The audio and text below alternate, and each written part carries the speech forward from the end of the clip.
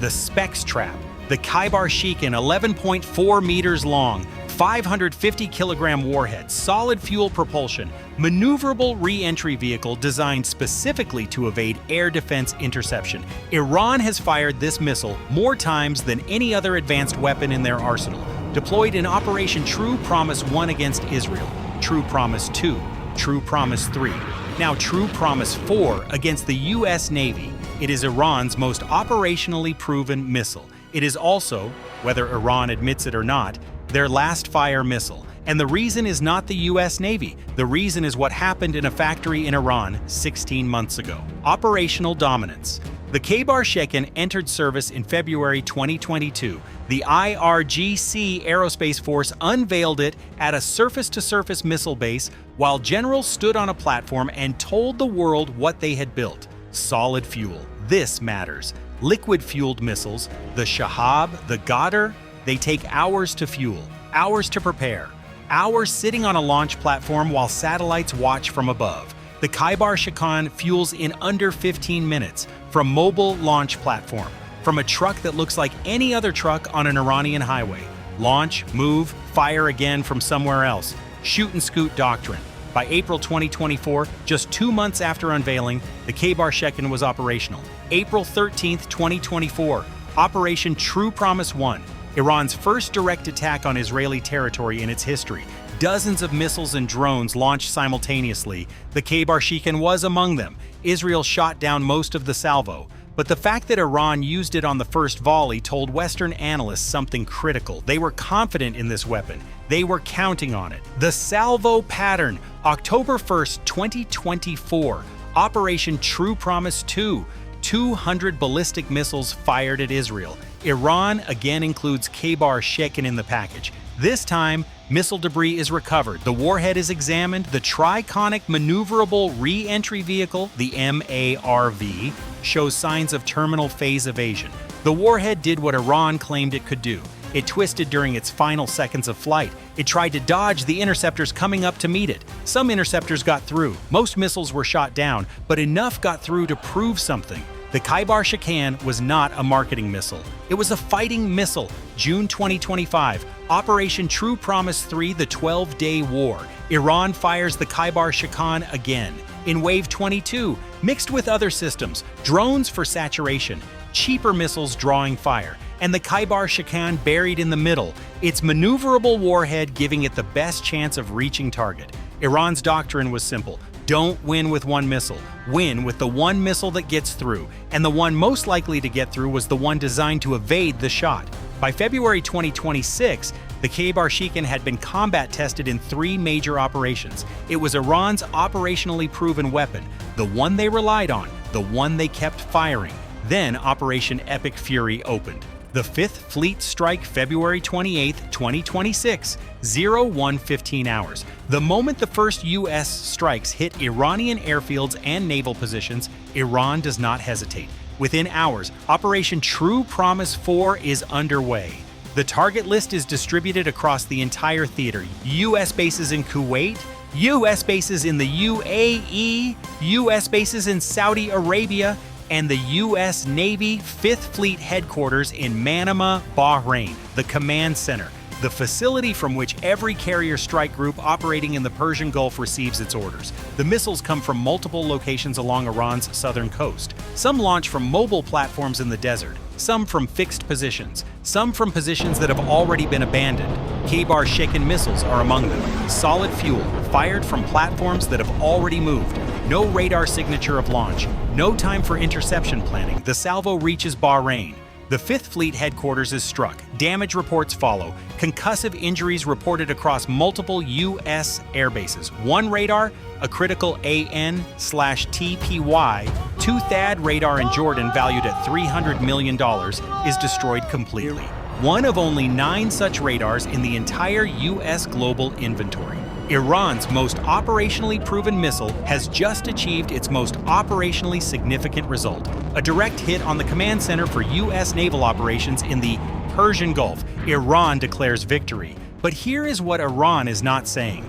The manufacturing kill. Every missile has a beginning. The Hypersonic begins as an idea, then a blueprint, Then, components manufactured in specific factories run by specific people with specific equipment. For a solid fuel missile, the bottleneck is not the design. The bottleneck is not the engineering. The bottleneck is the fuel itself.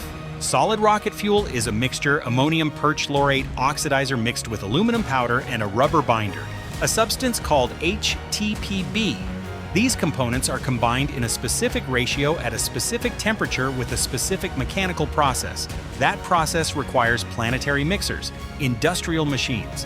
Large, heavy, expensive, designed specifically for rocket fuel production, they are not something you buy off the shelf. They are not something you can order from a catalog. They take years to design, years to manufacture, years to install and calibrate.